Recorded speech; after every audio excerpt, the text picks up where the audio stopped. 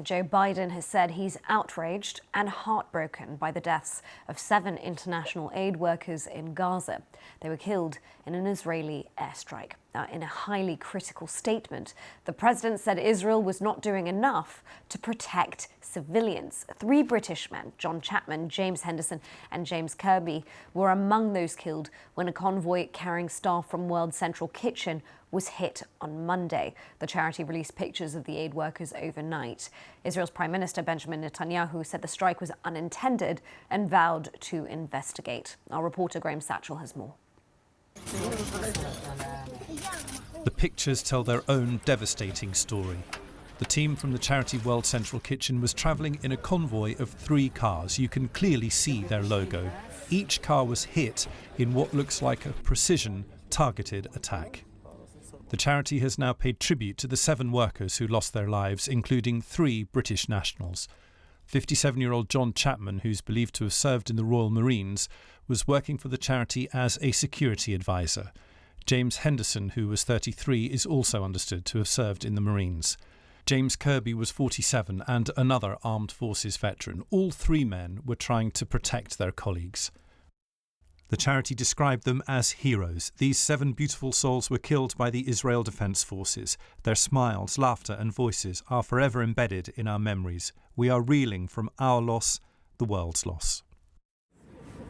World Central Kitchen was providing vital food aid in Gaza, supplying millions of meals. The consequences of the attack will be felt here first. The charity has paused its operations, putting immediate stress on an already desperate situation. That's going to put civilians at risk, at greater risk of famine. People are already starving to death. And what we really need now is for aid to get in quickly and to be able to be distributed safely. The Israeli Prime Minister Benjamin Netanyahu said the attack was tragic and then said this happens in war. Overnight, the head of the Israeli army was far more conciliatory. We are sorry for the unintentional harm to the members of WCK.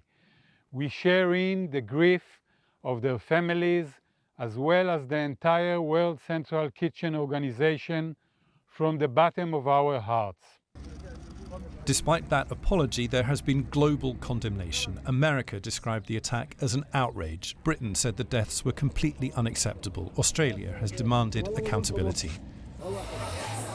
In Jerusalem, more protests on the street as Israelis demand the safe return of their hostages. Pressure is growing at home and abroad. But so far, the Israeli government has been impervious to calls for a ceasefire and is determined to continue its fight against Hamas. Graham Satchell, BBC News. Well, Tess Ingram is a UNICEF spokeswoman and is temporarily based in Gaza. It's appalling that these brave colleagues, while just trying to help people in Gaza, have been killed. So it certainly have had an impact here on all of us in the Gaza Strip who are still reeling from the news of losing these colleagues. In terms of operations, World Central Kitchen plays such a pivotal role in providing food to the people of Gaza. They'd already provided millions of meals over the last few months. So them taking this very understandable pause will certainly have an impact on the people of Gaza who are already on the brink of famine, and just we cannot afford to not continue to push forward and provide them with the food that they so desperately need. Well, let's speak to our Middle East correspondent in Jerusalem, Yolande Nell. Yolande, it's good to have you.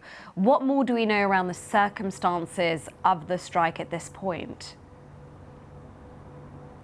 I mean, the Israeli military says it's still investigating, but we've had the chief of staff coming out saying that this was a mistake that followed a misidentification at night.